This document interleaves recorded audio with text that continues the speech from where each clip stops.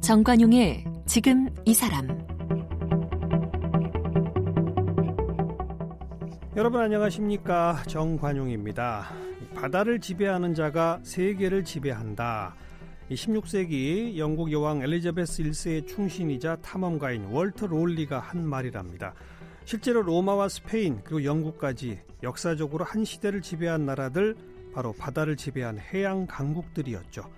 자, 앞으로 이 미래를 내다봐도 바다 또 해양 산업의 가치는 여전히 주목받고 있고, 또 기술 혁신에 기반을 둔 해양 신산업, 모든 나라가 지금 뛰어드는 관심사입니다. 삼면이 바다로 둘러싸인 우리나라 역시 바다의 중요성이 갈수록 부각되고 있죠. 특히 오늘이 24회 바다의 날입니다. 그래서 오늘은 국립해양박물관장 주강현 관장을 함께 만나겠습니다.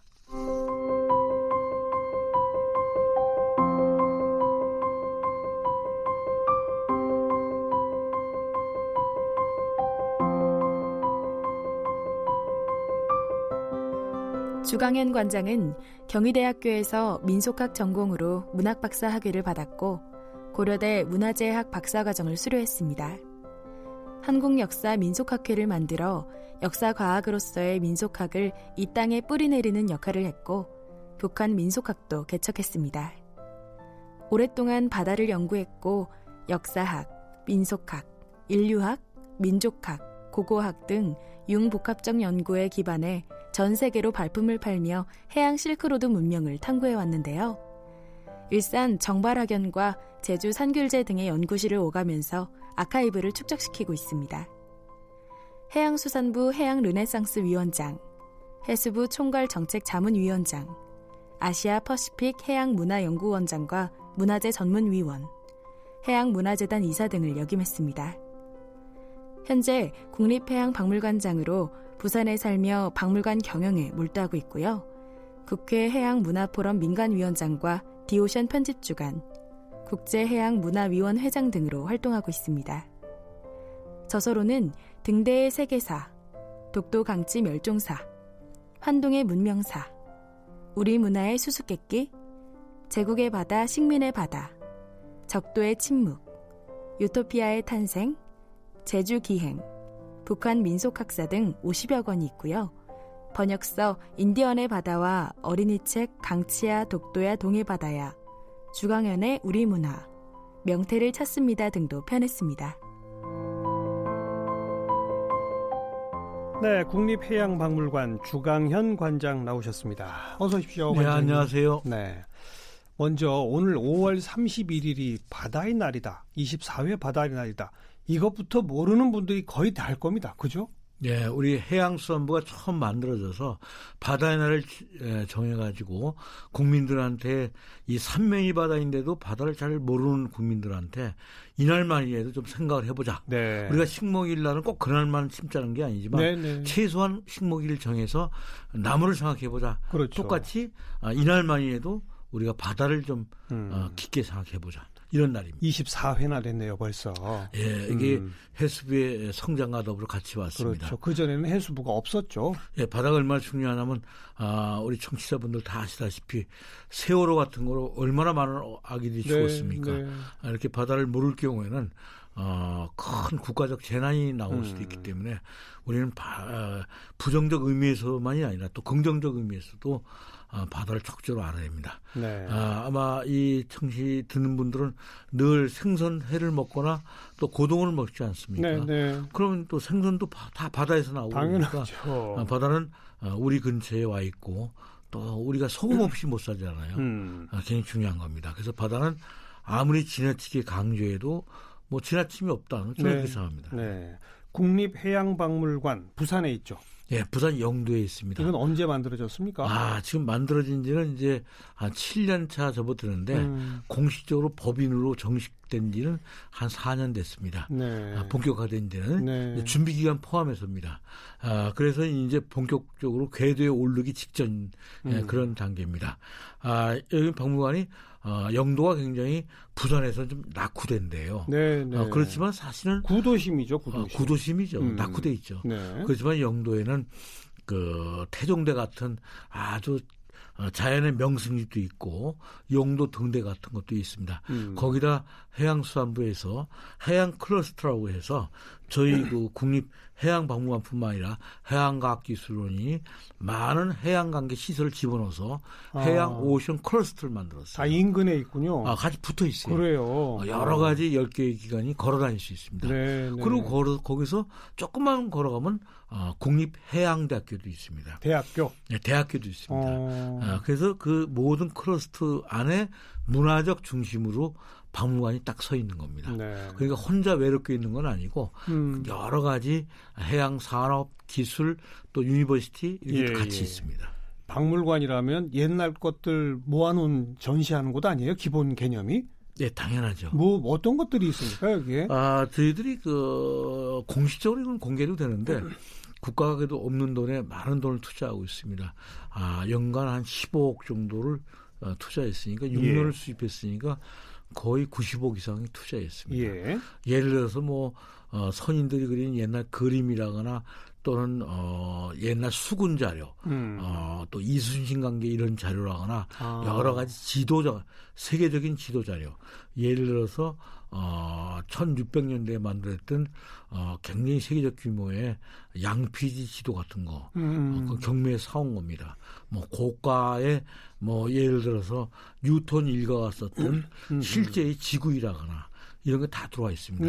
저희 28,000점이 수입돼 있고 손님을 기다리고 있습니다.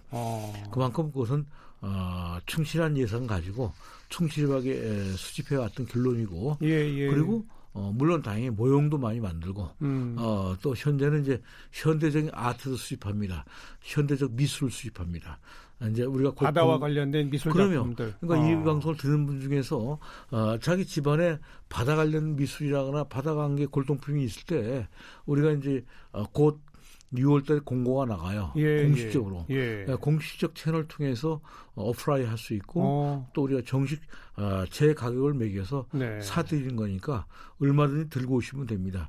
그럼 거기에 설령 뭐 우리가 비슷하기 때문에 안 살 경우도 있어요. 그래도 감정이 이루어지기 때문에 그렇죠. 이게 어떤 유물이란 평가는 내려져요. 저희들이. 많은 사람들이 이 박물관에 여긴 또 개인 사설 기관이 아니니까 국립기관이죠. 그러면 수입된 유물은 잘 보존돼서 대대손손 우리 민족의 미래와 함께 갈 박물관이니까 이것은 이왕이면 국립박물관에 이렇게 뭐 기증도 하시고 또 팔기도 하시고 그걸 권합니다. 저희들은 뭐 사적 이득을 취하는 기관이 아니니까. 관람객들이 많습니까? 지금 현재까지 한 1,000만 정도 돌파했고 연간 한 150만 정도 옵니다. 이게 왜 이렇게 많이 오냐면 여러 가지 요인이 있는데 부산에 왔을 때 딱히 볼 게 없을 때 이걸 찾게 됩니다. 부산의 박물관 하면 또 다른 박물관 물론 시립박물관도 있고 좋은 박물관이 많은데 메모도 규모와 사이즈가 좀 다르죠. 굉장히 모던한 건물로 굉장히 커요. 한꺼번에 관람객 5,000명을 수용할 정도 사이즈가 되고 대규모군요. 특히 여름에는 제가 보기에는 이게 도서관이 좋아요. 얼마든지 어린이 도서관도 있고 또 뭐가 좋냐면 여기는 그 수족관이 있습니다.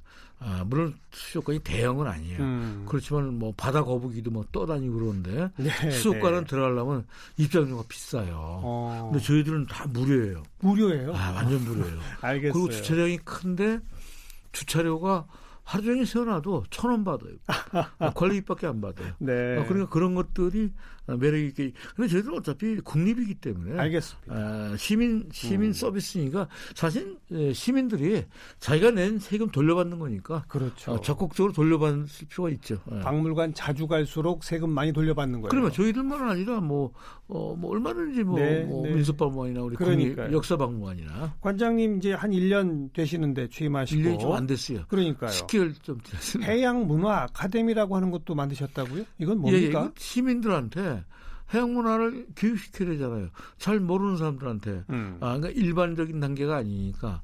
그래서 우리는 아카데미는 박물관에서 하는 게 아니라 시내 중심가인 베스코로 나갑니다. 베스코 나가서 유명한 강사들 가르치고 부산에서만 하는 게 아니에요. 우리는 가을에는 서울 시내 강화문 복판에서 해요. 왜냐면 국립해양박물관은 네. 부산 하나밖에 없으니까. 그러니까요. 근데 저희는 시립박물관이 아니에요. 예. 서울 시민한테도 서비스를 해줘야 돼요. 예. 우리 필요하면 광주도 가야 되고 예. 필요하면 우리는 강원도도 가야 돼요. 왜냐면 내셔널이고 그리고 우리는 이게 시립박물관이 아니기 때문에 전국을 상대해야 됩니다. 그렇군요. 아직은 이게 하나밖에 없으니까. 네. 그러니까 서울도 인구 수도권이 2천만이 사는데 마포나루까지 옛날에 새우젓배가 들어온 건 다 아시잖아요. 그냥 말로만 들었죠. 그런데 임진강이 끊기고 백길이 끊기면서 예. 이제 서울 사람들한테는 바다는 머나먼 데가 됐습니다. 사실은 저기 일산 근처만 가도 임진강이나 일산 파주까지 그 짠물이 올라옵니다. 그리고 짠 바다 물고기가 올라오고 있어요. 갈매기 오죠. 그리고 갈매기도 오고 있고. 네네. 그러니까 김포합강이 다 올라오는 거예요. 그러면서는 사실은 서울 시민들도 바다를 어떻게 보면 잃어버렸어요. 나는 진짜 바다를 서울 시민들한테도 돌려주는데 네. 조그만 역할을 좀 해야 된다고 생각합니다. 네. 그게 그 서울 시민만 잃어버렸다고 보기보다는 말이죠. 사실 우리는 삼면이 바다로 둘러싸여 있고 게다가 분단된 이후에는 일종의 섬나라 아니겠습니까? 그런데 왠지 한국은 해양나라, 해양국가다라는 생각이 잘 안 들어요. 왜 그럴까요? 우리는 이제 워낙 삼면이 바다이면서도 바다에서 일하는 사람들 지금은 선장, 캡틴 부르지만 옛날에 뱃놈, 백군 이렇게 부르죠. 그러니까요. 그 방송에는 놈하면 안 되지만 뱃놈, 백군 이렇게 불렀어요. 그랬어요. 그리고 지금은 해녀는 유네스코 지정도 되고 참 존경도 받지만 옛날에는 저 해녀들을 전부 다 그냥 천민 대접했다고. 또 8천 중에 하나는 뱃사공도 그렇게 우습게 보고 낮게 봤죠. 모든 걸 낮게 봤어요. 그러니까 우리 소원군사도. 관장님께서는 특히 또 우리 민속학 이쪽 전공하신 분이니까 우리 예로부터 왜 그렇게 바다를 좀 뭐랄까 천시했달까 내지는 바다로 나가는 걸 좀 두려워했달까? 그러니까 바다 정책을 해금 정책, 바다를 못 나가게 하고 바다를 막고 또 바다를 하는 사람들의 선세, 배 세금 걷고 또 오세 걷고 염세 걷고 그저 어떻게 보면 아주 심하게 뜯어먹을 줄만 알았지. 왜 그랬을까요? 그러니까 정책이 없는 나라를 정신 못 차리는 거죠. 그래서 결국은 그것이 세국 정책을 일관하다가 해양 세력인 일본에 맥혔죠. 결국은. 그러니까요. 결국은 누구나 다 알지만 네덜란드, 무슨 영국, 또 미국 이런 해양 강국들이 세계를 전 세계를 나갔잖아요. 네. 포르투갈, 말할 것도 없죠. 스페인, 자, 이런 것들의 아픈 경험을 우리는 기억해야 됩니다. 그런데 한국에도 그다음에 조선공업을 일으켜서 우뚝 섰고. 또 조선 강국이긴 하나 우리가 해양 강국이라고 말할 수는 없는 거 아니에요 아직도? 우리는 이렇게 평가되고 있어요. 유엔에서 어떻게 평가되면 한국은 해양 강국이라.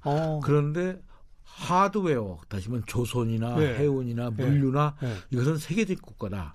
그런데 우리는 안전의식이라거나 또는 우리는 해양 문화라거나 해양 관광이라거나 이런 소프트 파워, 또 해양 의식이라거나 역사 의식이나 이것은 굉장히 상대적으로 낮다. 그렇죠. 자, 안전은 더 이상 얘기 안 하겠습니다. 저희들은 이미 세월로 다 보여줬기 때문에 변명이 없어요. 누가 잘못했건 잘했건 일단 없어요. 변명이 없는 겁니다. 네네. 그거는 정치적인 게임도 아니고 우리는 변명을 해서는 안 됩니다. 우리는 해양 안전에 대해서는 정말 재출발해야지 이 상태에서는 안 되는 나라예요. 그러니까 우리는 잘 먹고 살고 또 해운도 잘하고 배도 잘 만드는 나라예요. 그러나 뭔가 소프트 파워적인 문화적인 면에서 굉장히 제열한 거예요. 낮은 거예요. 의식이 없는 거예요.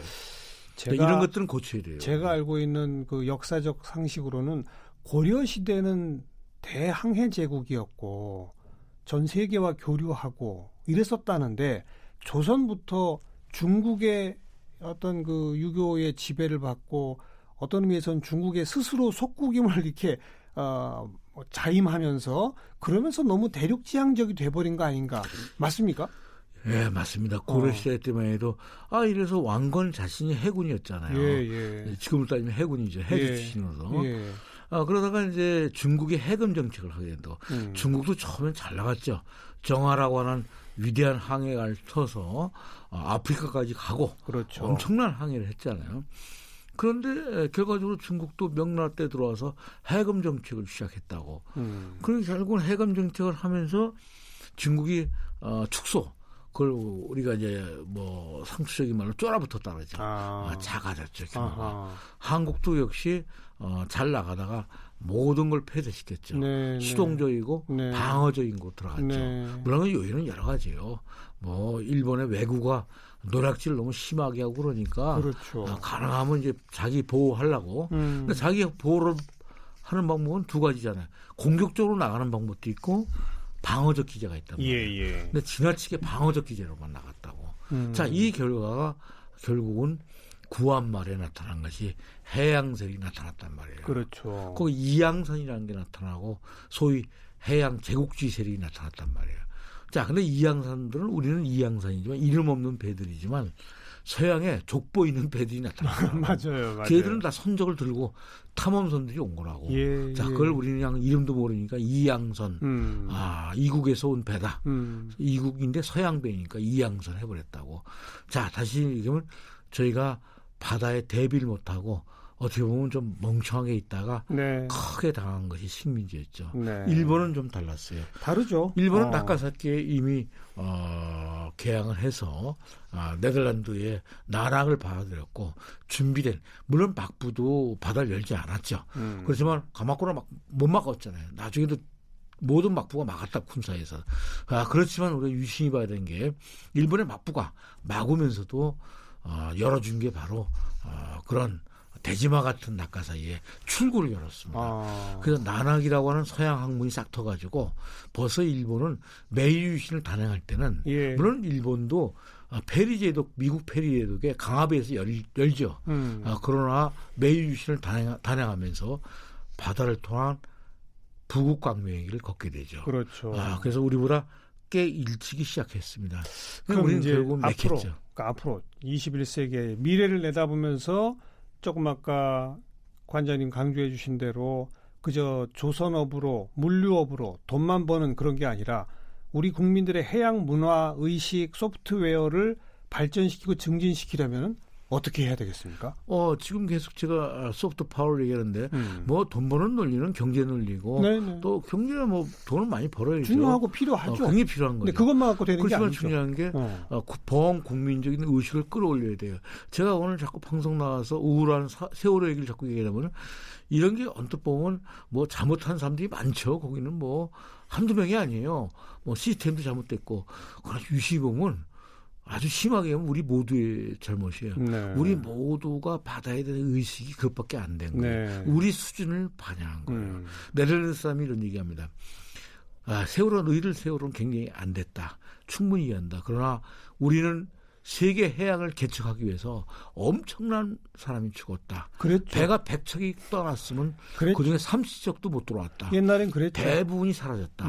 그런 오랜 고난도 속에서 우리는 세계 해양 구조로 할 수 있는 세계적 실력을 우리가 갖고 있다. 네. 그것은 하루아침에 만들어진 게 아니다. 그러니까 로마가 하루아침에 안 만들듯이 해양 의식 이런 것도 하루아침에 만들어진 게 아니에요. 네. 근데 우리 입장에서는 가장 단기간에 끌어올려야 되니까 박물관도 필요하고 또 해양 과학관도 필요하고 또 해양 역사책도 바꿔야 되고 또 어린이를 위해서는 어린이 바다 그림책도 그려줘야 되고 환경교육도 해야 되고 이런 전면적인 걸 해야 됩니다.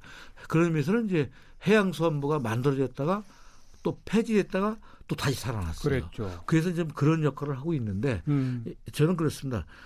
저도 이제 해수부의 일원이긴 한데 충분하지 않다고 봅니다.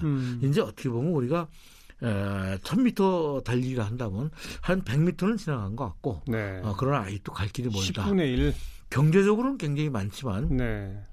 그것도 장담할 수가 없어요. 왜냐하면 우리가 해운 강국이었는데 몇 년 전 기억하시죠? 해운이 쓰러졌잖아요. 맞아요. 그래가지고 부산을 비롯해서 해운에 큰 경제적 손실이 왔어요. 해운이 사실 물류의 그 실핏줄인데 네. 이게 끊겨버렸다고. 조선도 우리가 1등 하다가 지금 네, 좀 밀렸어요. 꺾였다가 밀렸는데 다시 좀 올라가고 조선은 살아와요. 다시 왜냐면, 올라가고 있죠. 중국이 거의 1등을 했었는데 네. 이제 기술 면에서 예. 저희들이 갖고 있는 기술이 있어요. 또 중국 배가 일정하게 문제가 있는 것도 많이 드러났어요.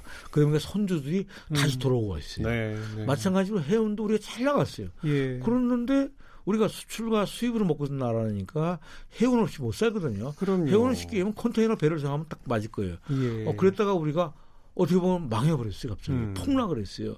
그래서 이거 살리려고 굉장히 해운 증응 대책도 세우고 안간힘을 쓰고 있습니다. 이런 경제적인 손실이 있습니다.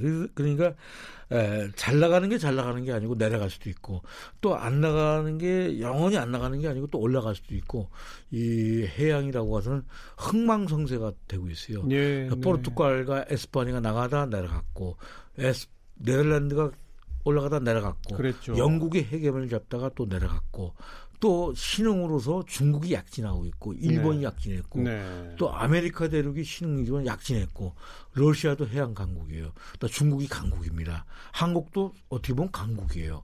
자, 그런데 우리가 잘 정신 차려야 돼요. 이 강국이 뿌리 깊은 강국인가 일시적으로 잠깐만 돈 몇 푼 벌어서 된 강국인가 이건 조심하게 봐야 되는 거예요. 왜냐하면 해운에서 보여줬잖아요. 올라가다 내려갔잖아요. 맞아요. 그러니까 영원히 가는 건 없다. 그렇다고 또 자잘할 게 없어요. 올라갈 수도 있다. 자, 이렇게 보기 때문에 우리는 여행을 떠나서 우리가 뭐 망했다, 흥했다 이렇게 볼 게 아니라 망했으면 끌어올려야 되고 위험하면 내려가지 않으려고 애를 써야 되고 또 내려갔으면 포기하지 말고 또 끌어올려야 되고 예. 자, 이거를 위해서 국민 전체가 바다를 공유하고 이해해주고 협조해 주셔야지만 되는 문제지 이거 경제인만 가지고 되지 않아요. 네. 절대 안 돼요. 그리고 그 기술 혁신을 통한 해양 신산업이라는 용어 오늘 제가 시작하면서도 사용했는데 그런 건 대표적인 게 어떤 걸 말하는 겁니까? 우리는 아직 그 단계까지 못 갔는데 사실은 우리가 다시마를 먹잖아요. 예. 그럼 다시마를 먹으라 그러면 잘 안 먹어 사람들이. 예. 미역은 조금 먹는데 미역도 소비가 떨어졌다고. 예. 그리고 다시마가 상당히 건강에 무지 좋거든요. 네. 이걸 가지고 약을 만들 수도 있고 신약을 개발할 수도 어허. 있고 또 플랑크톤 가지고 뭐 할 수도 있고 바다는 신약의 보고라고. 그런 대단하다고요. 바다 자체 이 생물에게 우리가 알려진 것보다도 안 알려진 게 더 많다고요. 맞아요. 뭐 이런 거라거나. 또 하다못해 배도 우리가 LNG 선이 그냥 뭐 이런 건 그냥 막말로 이제 잘 팔아먹고 있는데 고기술 배. 고기술의 배들이 있어요. 유람선이라. 그럼 유람선 같은 것도 그 디자인 같은 거는 특히 이태리가 뛰어나요. 그렇죠. 왜냐하면 실내 장식 같은 게 세련돼야 되거든요. 유람선은 상선이 다르잖아요. 또 대형 요트. 그러면 요트도 벌써 이건 디자인업으로 해야 된다. 네. 자, 이런 것들이 우리가 사야지만 우리가 조선 사람이 살려면 받쳐주는 게 있어야 돼요. 자, 이런 것들이 바로 요트 같은 건데 그동 크루즈 요트까지 가려면 세련미 또는 뭐 디자인업을 하다 그러죠. 이런 게 다 필요한 건데 예. 그런 데까지 끌어올리려면 굉장히 노력을 해야죠. 그건 유럽이 잘해요. 그렇죠. 근데 우리가 희망이 있어요. 왜냐하면 우리도 자동차 강국이니까 네. 차가 옛날보다 많이 세련됐거든요. 자, 이런 기술들을 또 우리가 콘텐츠 우리 문화관광 쪽에서 콘텐츠 대단합니다.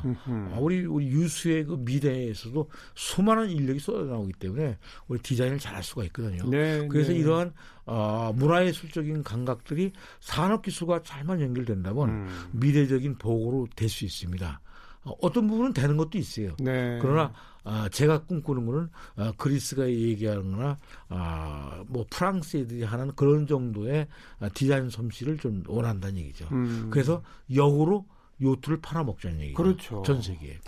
신약의 보고가 되기도 하는군요, 바다가. 그런 문제 있다. 그리고 조선업도 기술 혁신이 결합되면 훨씬 고부가 가치가 될 수도 있다. 예를 들면 우린 소금을 아주 푸대자루로 싸게 파는데 고가 소금들이 있어요. 프랑스 애들은 맞아요. 소금에 문화를 입혀가지고 명품 소금으로 맞아요. 팔아요. 명품이 됩니다. 맞아요. 자, 이건 굉장히 중요한 거예요.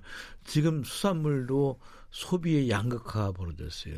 무슨 얘기냐면 있는 사람은 진짜 바닷가지나 비싼 거 먹고 이제 광어 그런 게 잘 덜 먹어요. 네. 그래가지고 광어가 남아들어서 광어 파동이 날 정도예요. 지금요. 심각합니다. 지금 이게. 어허. 근데 소비의 양극화가 벌어진 거예요. 이제 돈 있으면 뭐 연어도 먹으려고 막 그런단 말이에요. 어떻게 보면 양극화 측면도 있지만 소비의 다변화가 이루어져 있어요. 자, 그러면 이제는 문화를 입혀서 비싸게 파는 물건도 만들어야 된다고. 네, 이제는 먹는 데 아니라 음식을 레시피를 개발해야 된다고요. 자, 그런 면에서는 우리가 그냥 수산도 진짜 지금의 정치된 데서 확 한 발짝 더 나가야 돼요. 알겠습니다. 리노베이션 해야 된다는 얘기. 더 나가면 해저 광물 뭐 이런 거 무궁무진한 그렇죠. 무궁무진한 자원의 보고 아니겠습니까? 그렇죠. 뭐 사실 우리나라는 그게 이제 덜 문제가 되고 있지만 전 세계 해저 가스, 해저 기름, 오일, 이건 뭐 다 오일 뱅크죠. 뭐 그렇죠. 다 지금 엄청난 것들이 파이프 돼서 바닷가에서 끌어올리잖아요. 네. 뭐 광물은 말할 것도 없겠고, 자 이런 문제가 있기 때문에 우리 입장에서는 자 우리가 이제 독도 문제도 일본과 싸우는 건 여러 가지 요인 중에 하지만 독도 안에 있는 솔레하레트 같은 그런 얼어붙은 그 가스 있죠. 예. 그런 자원이 밑에 깔려 있거든요. 예. 자, 그런 문제도 있는 거예요. 그건 단순한 영토가 아니라 자원이라고 하는 비례적인 뭐가 있는 거예요. 네. 단순한 영토로만 봐서는 안 돼요. 네. 해양 문화적 측면 또 전통적 강국이었던 우리 해운이나 조선 측면을 더 업그레이드하는 측면 또 앞으로 더 신기술을 적용해서 무궁무진한 그 해저 광물 등등으로까지 진출해 나가는 또 바다를 통한 신약 개발 같은 걸 해나가는 이런 3박자 4박자가 좀 앞으로 착착착 진행이 돼야 될 것 같아요. 돼야 되는데 이제 우리가 이런 바다를 열심히 알리고 또 이렇게 방송에 와서 이런 걸 열심히 제가 말을 하려고 하는 거는 국민 여러분 이런 겁니다. 자, 이게 인식이 돼야 되는데 고급 인력이 진입돼야 되는데 맞아요. 예를 들어서 수산 그러면 고급 인력이 덜 들어와요. 그 대부분이 이제 배 타는 사람도 점점 외국인으로 변하고 그렇죠. 외국인으로 벵글라데시나 이런 분들이 들어오시고 또 고령화돼요. 젊은 사람들이 호텔 뽀이는 할 망정, 카페는 접시는 들 망정, 배 타는 걸 싫어해요. 왜냐하면 위험하다고 생각하고 또 힘들다고 생각해요. 일이 고돼요. 실제로 고돼요.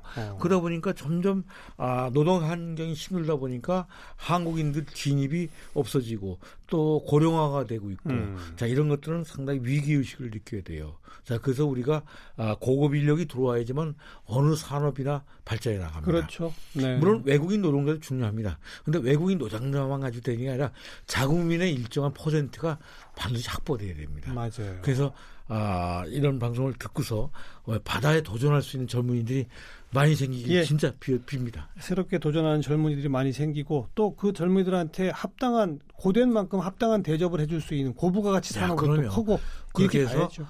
그러기 위해서 5월 31일이 바다의 날이다. 이거부터 좀 널리 알리고 인식 개선이 이루어졌으면 좋겠습니다. 오늘 국립해양박물관의 주강현 관장 함께 만났습니다. 관장님 고맙습니다. 반갑습니다. 감사합니다.